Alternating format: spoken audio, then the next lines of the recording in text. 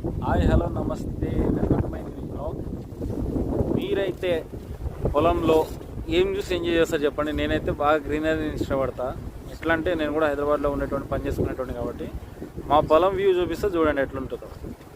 వెనుకున్నది మా పొలాలే, చూడండి.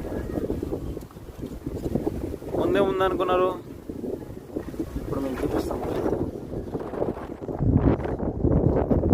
మా పొలాలు పక్కనే నాగార్జున సాగర్ నది అనమాట.